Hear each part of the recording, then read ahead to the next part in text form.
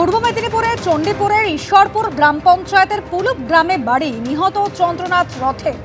বাড়িতে রয়েছেন তার মা, ভাই এবং ভাইয়ের স্ত্রী। গতকাল বিকেলে বাড়ি থেকে কলকাতায় ফিরেছিলেন চন্দ্রনাথ রথ। রাতে বাড়ির ছেলের এই পরিণতিতে শোকে স্তব্ধ পরিবার।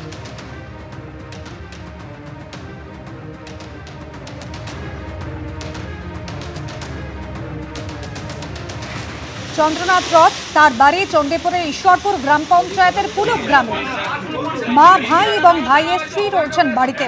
গতকাল বিকেলেই তিনি বাড়ি থেকে কলকাতায় এসেছিলেন। বাড়ির ছেলের এই পরিণতিতে শোকে স্তব্ধ, কান্নায় ভেঙে পড়েছেন তার পরিবারের সদস্যরা। চাইছি দোষীরা শাস্তি পাক। আমি একজন মা, আমি চাইবো না তাদের ফাঁসি হোক, যাবজ্জীবন কারাদণ্ড চাইছি। আর চাইছি যে আমরা ভারতীয় জনতা পার্টি করি বলে আজকে ক্ষমতায় আসার জন্য সভাপতি, বিরোধী দলনেতা যখন বলছেন সুশৃঙ্খল ভাবে থাকতে, শাসক দলের যারা গরম গরম বক্তব্য দিয়েছিল যে 4 তারিখের পরে দিল্লির কোনো ভাব রক্ষা করতে পারবে না, সেটাই তারা দেখিয়ে দিল। আমি আজকে নতুন সরকার যে গঠন করবে তার কাছে জানাবো যে আমার ছেলের এই মৃত্যুর জন্য শাস্তিটুকু হয়।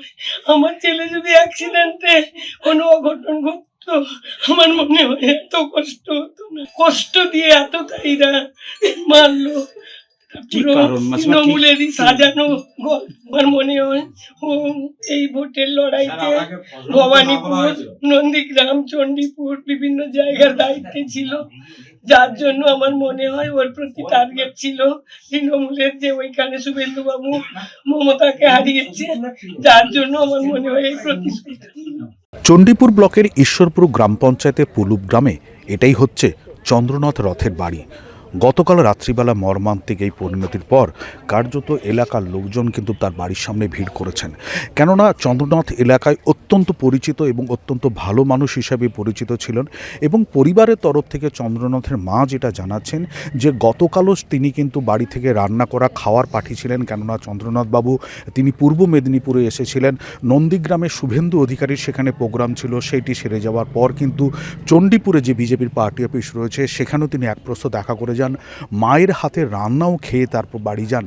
তারপরে কিন্তু রাত্রিবেলা এমনই একটি দুঃসংবাদ আসে এবং সেই দুঃসংবাদ আসার পর কিন্তু কার্যত অসুস্থ হয়ে পড়েছেন চন্দ্রনাথ বাবুর মা। এবং চন্দ্রনাথ বাবুর মায়ের যেটা পরিষ্কার বক্তব্য যে তার ছেলে প্রত্যক্ষ রাজনীতি করত না, শুভেন্দু অধিকারী দীর্ঘদিনের আত্মসহায়ক হিসেবে কাজ করত।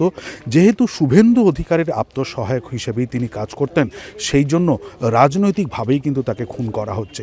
এবং চন্দ্রনাথ বাবুর মাও এটাও দাবি করছেন যেভাবে ভোটের প্রচারে ডিজে বাজানো থেকে শুরু করে দিল্লির কোন নেতা কাকে কি বাঁচাতে পারবে এই রকম যে বিভিন্ন হুমকি দেয়া হচ্ছিল, সেই হুমকির জেরে এই পরিণতি বলেই তিনি দাবি করছেন। এবং তিনি এও দাবি করছেন যে তার ছেলে মৃত্যুর উপযুক্ত তদন্ত হোক এবং দোষীরা যেন শাস্তি পায়।